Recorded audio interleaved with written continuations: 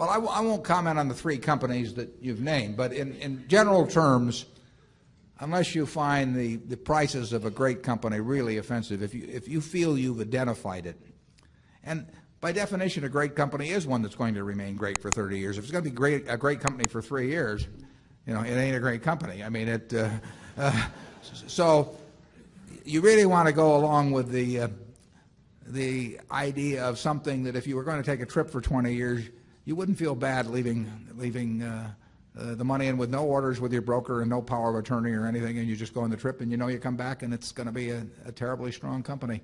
I think it's better just to own them. I mean, we could attempt to buy and sell some of the things that we own that we think are fine businesses, but they're too hard to find.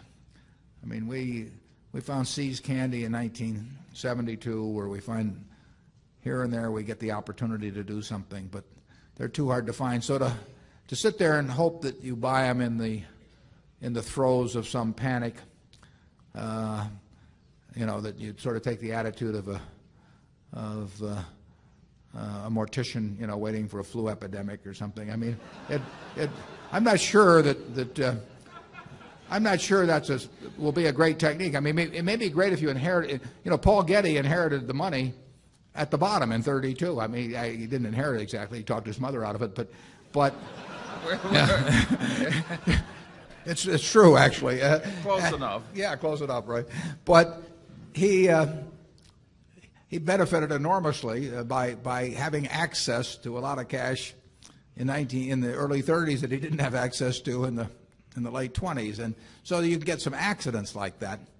But that's a lot to count on, and if you start with the Dow at X and you think it's too high, when it goes to 90% of X, do you buy? Well, if it does and it goes to 50% of X, it gets you never get the benefit of those extremes anyway, unless you just come into some accidental sum of money at some time. So I think the main thing to do is find wonderful businesses. Is Phil Carre here? We got the world. Yeah, there's the hero of investing. Phil, would you stand up? Phil is 99. He wrote a book on investing in 1924.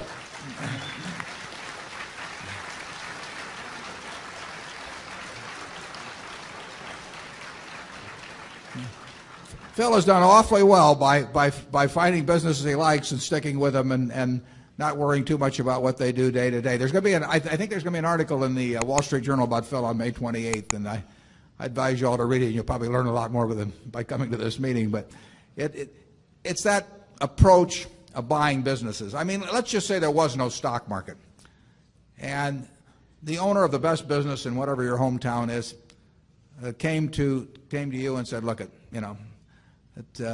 my brother just died, and he owned 20% of the business, and I want somebody to go in with me to buy that 20%. And the price looks a little high, maybe, but this is what I think I can get for it. Do you want to buy in?"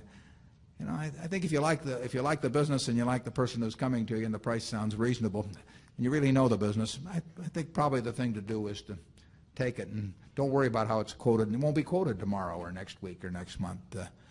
I think people's investment would be more intelligent if stocks were quoted about once a year, but it isn't going to happen that way. So, and if you happen to come into some added money at some time when something dramatic has happened, I mean, we did well back in 1964 because American Express ran into a crook.